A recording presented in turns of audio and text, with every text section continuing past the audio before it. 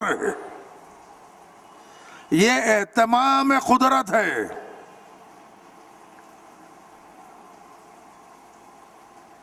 جیسے ہی حضرت موسیٰ پیدا ہوئے تو ماں نے سوچا کہ اب یہ لوگ تو آئیں گے اور قتل کر دیں گے میرے بچے کو، لہذا دریائے نیل میں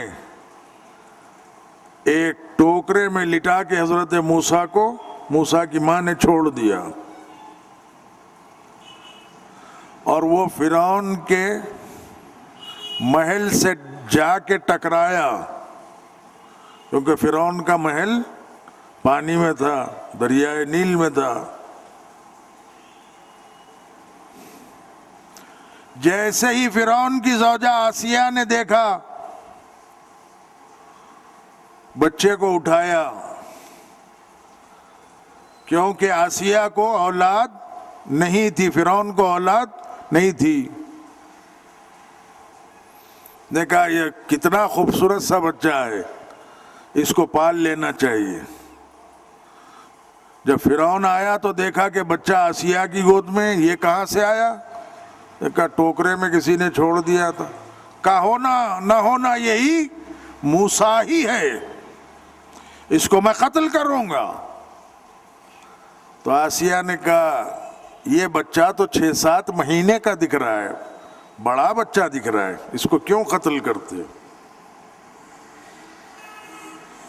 کہا ٹھیک ہے میں اس کا امتحان لوں گا۔ ایک طرف آگ کو روشن کیا، ایک طرف ہیرے جواہرات کو رکھا، حضرت موسیٰ کو چھوڑا، رینگتے ہوئے حضرت موسیٰ پیدا ہوا۔ سو بچہ رینگتا نہیں نا، لیکن اللہ نے ان کو 6-7 مہینے کا بنا دیا تھا، تو وہ رینگتے ہوئے جا رہے تھے ہیرے جواہرات کی طرف۔ حکم پروردگار عالم ہوا کہ جاؤ جبرائیل حضرت موسیٰ کے ہاتھ کو آگ کی طرف پلٹا دو، کہیں ایسا نہ ہو کہ یہ ہیرے جواہرات اٹھائے اور یہ قتل کر دے موسیٰ ہے سمجھ کے۔ جبرائیل آئے، ہاتھ کو پلٹا دیا، آگ کی طرف کر دیا۔ جیسے ہی آگ کو اٹھایا ہاتھ جلا، تو آسیہ دوڑتی ہوئی آئی، بچے کو اٹھا لیا۔ کہا میں تو پہلے سے ہی کہہ رہی تھی کہ یہ اللہ کا نبی نہیں ہے، یہ موسیٰ نہیں ہے۔ یعنی فرعون اور آسیہ دونوں جانتے تھے کہ اللہ کا نبی پیدائشی اللہ کا نبی ہوتا ہے۔ صلوات بھیجیے محمد و آل محمد۔ ورنہ فرعون امتحان کیوں لیتا؟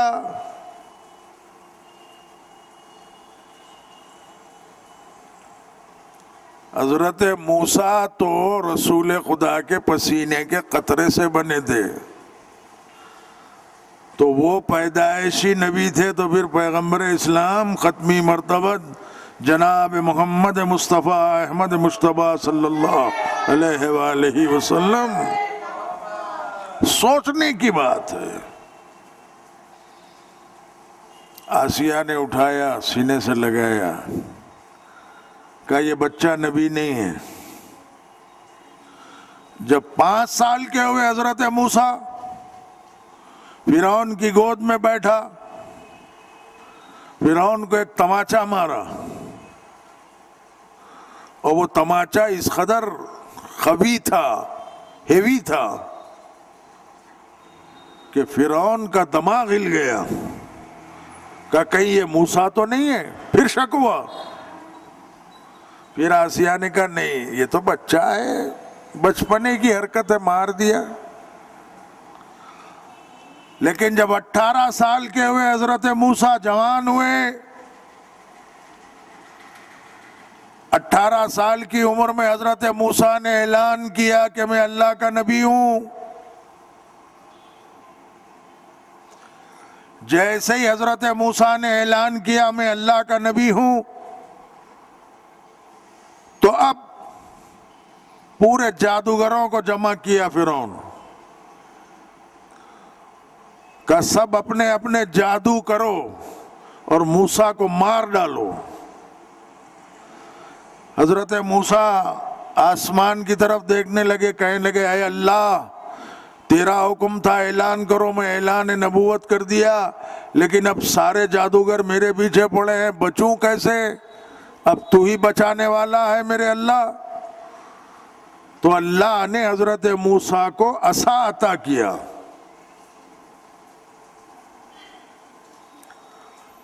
کائنات میں 1,24,000 انبیاء میں صرف ایک نبی حضرت موسیٰ کو عصا عطا کیا، اور 12 اماموں میں ایک امام علی مرتضیٰ کو ذوالفقار عطا کیا۔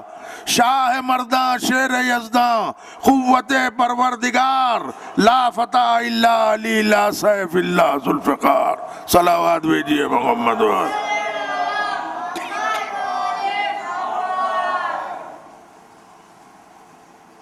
عصا عطا کیا حضرت موسیٰ کو، حکم ہوا موسیٰ یہ عصا کو مارو، تم جو چاہو کام لے سکتے ہو۔ جیسے ہی حضرت موسیٰ نے عصا کو مارا، اژدہا بن گیا، وہ سارے جادوگروں کو نگل لیا۔ اب فرعون اور پریشان ہوا۔ تو اللہ کی دی ہوئی طاقت کدھر اور شیطان کی شیطانیت کدھر؟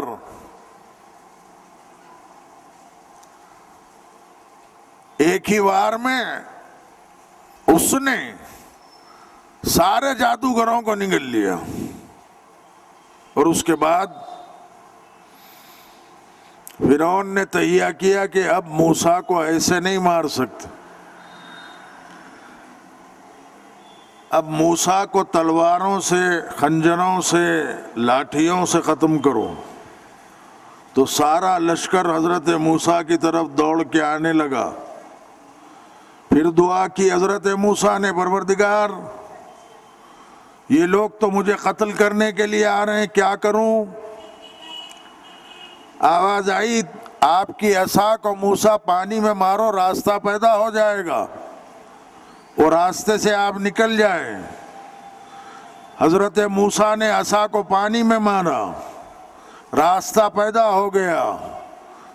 چلے حضرت موسیٰ، جب دوسرے کنارے پہ پہنچے تو پلٹ کے دیکھا فرعون اور اس کے ساتھی بھی حضرت موسیٰ کے پیچھے پیچھے آ رہے ہیں۔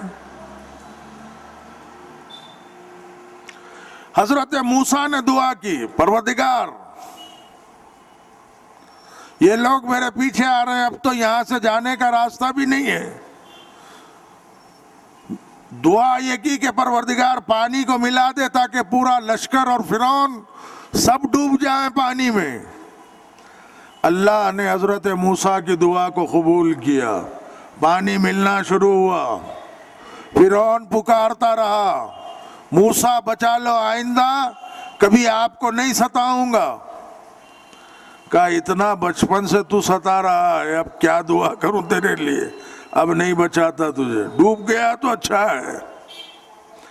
جب فرعون ڈوب گیا، اس کا لشکر ڈوب گیا، تو آواز پروردگار آئی، موسیٰ میرا بندہ اتنا پکارتا رہا لیکن تم نے اس کو بچایا نہیں۔ اگر ایک بار میری بارگاہ میں توبہ کر لیتا اور مجھے پکارتا بچانے کے لیے تو میں بچا لیتا اس کو۔ صلوات بھیجیے محمد وآلہ۔